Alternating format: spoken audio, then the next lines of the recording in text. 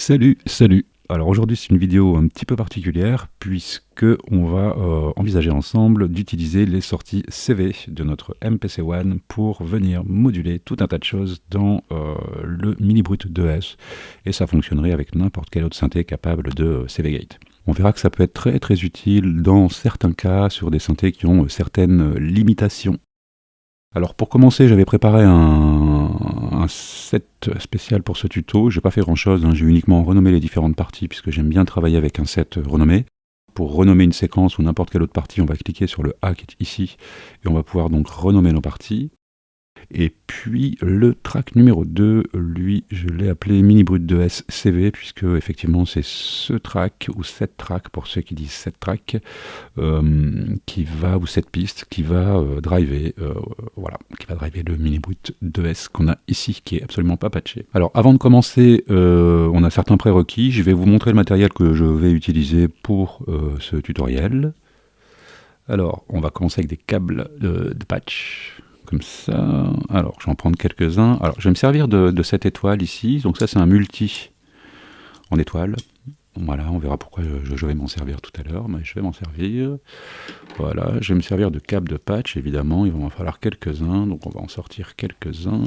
Voilà, encore 2-3. Et puis, je vais aussi utiliser ceci, bien que ça ne soit pas forcément absolument nécessaire dans le cas du tutoriel, puisqu'on devrait avoir suffisamment de sorties normalement pour s'en sortir, mais c'est juste pour vous montrer et vous expliquer comment sont faites les sorties CV-Gate sur la MPC. Donc on va utiliser ces petits splitters ou câbles en Y. Voilà, donc on a un côté TRS, stéréo, et on a deux côtés femelles, TS, donc où on va pouvoir venir glisser nos câbles pour le patchage. Voilà, je vais aussi utiliser, c'est ce que j'utilise souvent quand j'utilise du modulaire, et bien je vais aussi utiliser ceci. Alors ça, c'est un tuner. Voilà, ça va me permettre de vérifier la hauteur de mon Mini Brut 2S, hein, pour être sûr que ça joue pas faux. Un autre prérequis, si on veut entendre ce qui se passe en entrée ici, il va falloir activer l'entrée, ou en tout cas laisser passer le son. Moi, ce que je fais, on a plusieurs solutions pour ça. On peut passer par l'écran sampler, mais j'aime pas trop. Donc moi, je vais passer plutôt par la piste audio ici. Et puis, en ouvrant la piste, j'ai la possibilité, vous voyez, je viens positionner ce bouton ici sur In, et ça va laisser passer le son entrant. Voilà. Alors, on va utiliser une seule entrée, hein, puisque mon Mini Brut 2S est mono, donc je l'ai connecté à l'entrée numéro 1. Et maintenant, j'aurai donc à avoir un signal sur les deux enceintes. Voilà, voilà.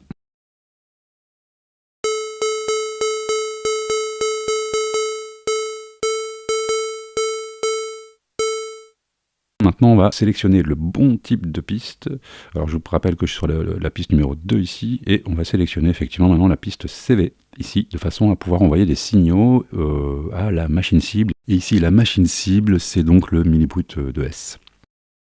Alors, dans un premier temps, on va observer ce qui se passe dans la partie basse de mon écran. On a effectivement le programme, hein, c'est un programme CV. On peut le renommer si on veut. Donc, on va appeler ça MB2S.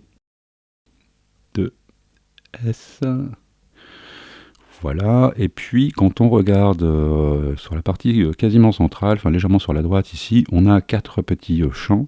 Le premier champ est indiqué CV port CV1, le deuxième champ est indiqué gate port et c'est le CV2 qui est sélectionné. Le champ numéro 3, c'est la molette de modulation, et le champ numéro 4, c'est la vélocité. Voilà, donc on peut tout à fait choisir la sortie CV. Alors, moi ici, ce que je vais faire, alors je vais déjà vous expliquer comment ça fonctionne. Effectivement, au niveau de la MPC, on a physiquement 4 sorties qui doivent être à peu près ici. Je ne suis pas derrière, donc je ne vois pas, mais oui, a priori celle-là. On a 4 sorties physiques, mais en réalité, on a 8 sorties, puisque chaque sortie physique est une sortie qui va utiliser des câbles TRS. Alors comment est-ce que c'est foutu dans la MPC? Eh bien on a sortie numéro 1, sortie numéro 2, sortie numéro 3, sortie numéro 4, et puis ensuite on reprend sortie numéro 5, sortie numéro 6, sortie numéro 7 et sortie numéro 8. D'accord? Donc c'est très simple. C'est 1, 5, 2, 6, 3, 7, 4, 8. Voilà. Alors moi, pour l'opération, je vais déjà bien sélectionner mes ports, hein, ceux que avec lesquels j'ai envie de travailler. Donc ce que j'aimerais, c'est que le port numéro 1, ici, transporte le pitch, et le port numéro 5, comme ça j'utilise la même sortie, transporte, lui, la gate. Alors pour ça, je viens connecter mon petit splitter à l'arrière.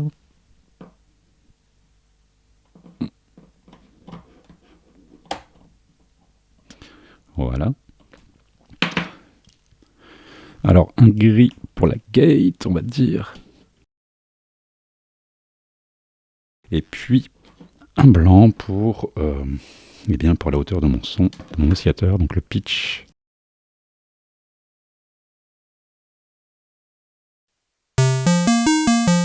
Voilà, maintenant ma connexion est faite, on a l'interface qui est tout à fait configurée pour l'utilisation en CVGate, hein, et on a même renommé toutes les parties de façon à ce que ça soit bien clair dans notre set quand on va rajouter des éléments, si on en rajoute. On va aller voir ce qui se passe maintenant au niveau de l'écran programme Edit, puisque c'est là que tout va se jouer pour les modulations et puis pour les départs de CV. Ici. Donc là, on a construit une connexion finalement très basique, hein, uniquement le pitch et le gate, ou la gate, pardon, je devrais dire. Et maintenant, on va voir qu'on peut utiliser les Q-Link pour venir moduler ce qu'on veut comme paramètres. Ce que j'aimerais, c'est utiliser la même gate pour trigger les deux enveloppes, puisque je vais me servir d'une enveloppe ADSR pour mon filtre, pour le filtre de mon mini brut de S. Alors pour ça, je vais prendre mon multi. Ça vaut rien du tout. C'est vraiment bien utile. Donc je viens connecter une sortie. Voilà, donc un autre câble gris, comme ça on reste dans les mêmes couleurs. Voilà, et puis il va me falloir ce petit câble ici, que je vais venir mettre là.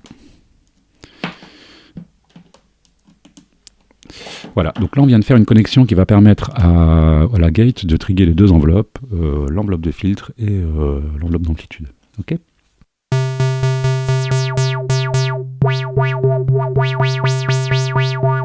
Ça fonctionne très bien, et maintenant on va installer des connexions de façon à venir moduler certains paramètres. Donc là je suis sur la forme d'onde carrée, vous le voyez pas parce que le bout du synthé n'est pas à l'écran, mais je suis sur la forme d'onde carrée, et on va venir moduler avec, eh bien pourquoi pas la sortie 2 et 6, le filtre, et également la largeur d'impulsion de la forme d'onde rectangle, pardon.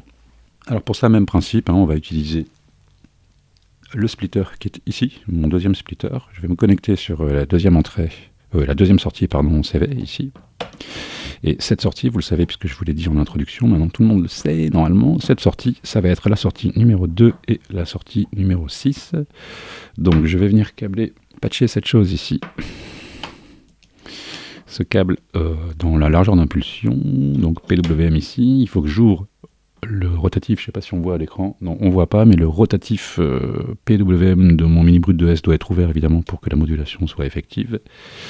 Et a priori maintenant, si je module l'un des deux, je devrais moduler la largeur d'impulsion de ma forme d'onde carrée.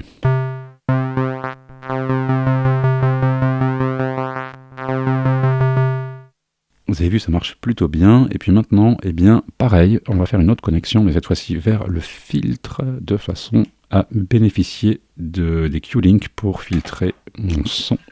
Je vais vous expliquer pourquoi je trouve ça vachement bien juste après.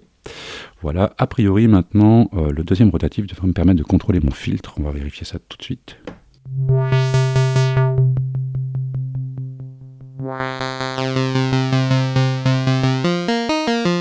Voilà, alors pourquoi est-ce que il peut être intéressant de travailler comme ça plutôt qu'en MIDI, c'est-à-dire en CVGate plutôt qu'en MIDI, sur certains synthétiseurs, et notamment les vieux synthétiseurs ou les synthétiseurs qui utilisent le CV? Eh bien, parce que tout simplement, sur cette machine, par exemple, mais un tas d'autres synthés également, on ne va pas pouvoir midifier, enfin, comment dirais-je, les potentiomètres, les différents potentiomètres ne sont pas midifiés, donc on ne peut pas enregistrer les mouvements. Ça, ce sont des mouvements qu'on ne peut pas enregistrer. En revanche, le fait que la MPC One dispose de sortie CV, eh bien, on a la possibilité d'enregistrer ceci en automation. Alors pour ça, c'est très simple, hein. Je vais activer l'automation qui est là. Je vais lancer la MPC.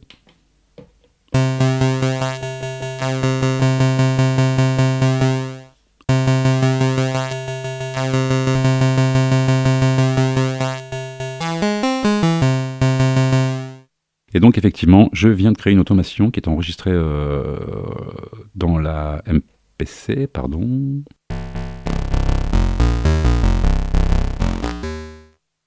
On va pouvoir par exemple prendre l'arpégiateur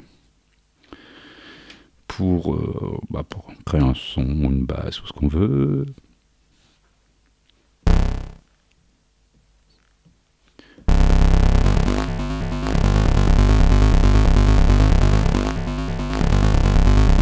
Et maintenant, si je veux moduler mes paramètres, les paramètres du Mini Brut 2S, eh bien c'est très simple. Je vais cliquer sur Programme Edit et puis j'ai accès ici effectivement à différents paramètres. Pour effacer l'automation que j'ai créée, eh bien c'est très simple également. On va se positionner sur la bonne piste. Donc ici, Mini Brut 2S CV. On va cliquer sur Erase. On va choisir Automation. Voilà, on vérifie bien les différents champs. Voilà, et on vient effacer toutes les automations. Si je reprends mon arpégiateur.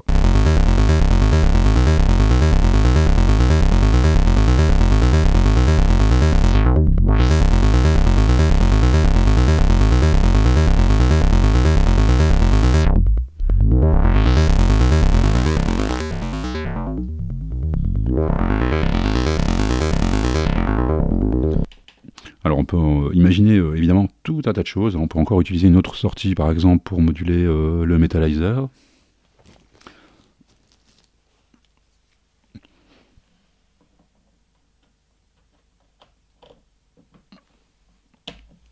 Alors je vous le disais tout à l'heure en introduction, le splitter il est vraiment pas obligatoire. Vous pouvez connecter un câble mono dans la sortie TRS ici et ça fonctionnera. On va relancer l'arpégiateur.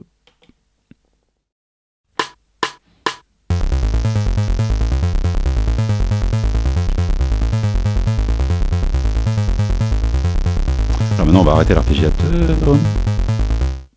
Voilà. Et je pense qu'il devrait avoir enregistré normalement mon arpège quelque part ici. Voilà.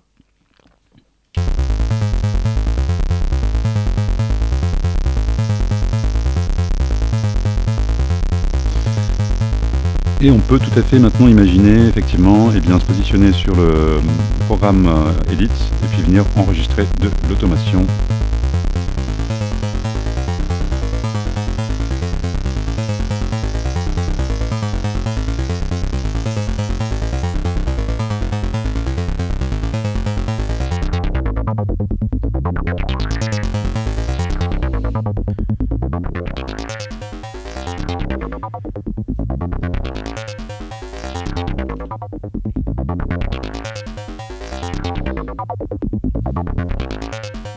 Et on va retrouver nos lignes d'automation ici et on va pouvoir effectivement venir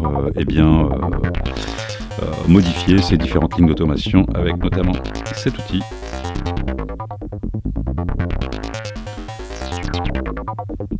Voilà, avec les numéros de CV ici, donc les numéros de sortie qui nous permettent de bien contrôler, de bien savoir quelles sont les sorties sur lesquelles on travaille.